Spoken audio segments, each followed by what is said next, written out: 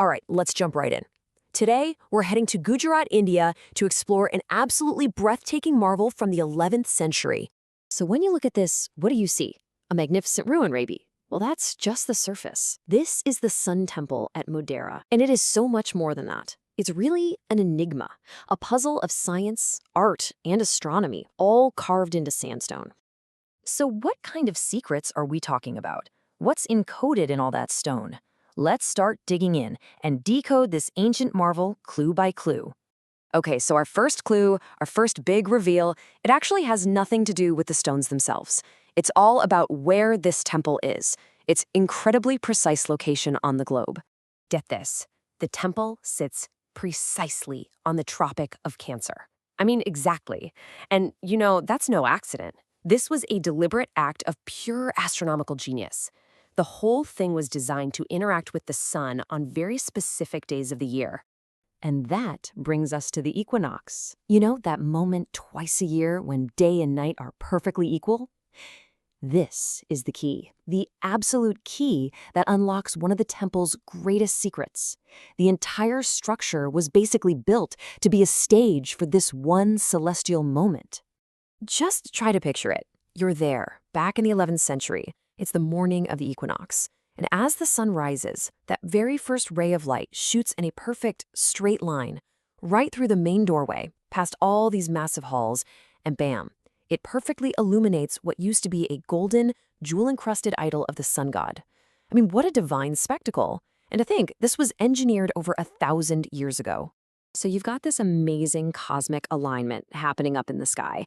And what's incredible is that it's perfectly mirrored by the architectural design right here on the ground. This was all guided by the ancient principles of Vastu Shastra. The idea was that this clear, straight, unobstructed line, it would channel positive cosmic energy, creating a space that just feels spiritually balanced and totally harmonious. So the whole complex is made up of 3 main parts, and each one is designed with this incredible symmetry. It's like it's guiding you on a spiritual journey. You start at the Surya Kund, this sacred tank for purification, then move to the assembly hall for gatherings, and it all leads you right to the sacred main shrine. And here you can see it in action. Look at this floor plan. It shows that perfect straight-line alignment we were just talking about. From the very front, the Kund, all the way to the inner sanctum, everything is on a single axis. It creates this really powerful sense of balance and harmony that you can literally feel when you're walking through the space. Okay, so we've seen the blueprint, the geometry. Now let's get into the artistry. Because the outside of this temple is anything but plain. The walls are, well, they're like a living canvas. There are hundreds of incredibly intricate figures that just bring the stone to life. It's basically a gallery of Hindu deities carved right into the walls. And there are 3 groups that really stand out. You've got 12 forms of the sun god, that's one for each month of the year. Then there are 12 forms of the goddess Pravarti. And finally, you see the 8 Dikpalas, who are the celestial guardians of all the different directions. Those Adityas, the sun gods, are really significant. Check it out. They're shown on a chariot that's being pulled by 7 horses. That symbolizes the 7 days of the week. And here's a cool little detail. Look at the tall boots they're wearing. Some historians think that's a subtle clue, a hint of a Central Asian influence on the art from that period. So you have to wonder, right? How did they build something this complex, this heavy, to last for 1,000 years, especially when it's had to survive some powerful earthquakes? Well, the answer is in a technique that was just way, way ahead of its time. Believe it or not, the builders didn't use any mortar, no cement, no binding agent at all. What they did instead was use this really advanced dry stone technique. They cut these huge blocks of sandstone so precisely that they just fit together perfectly. It's like a giant, self-locking jigsaw puzzle, and that little bit of give, that flexibility, is what helped it withstand all those seismic forces over the centuries.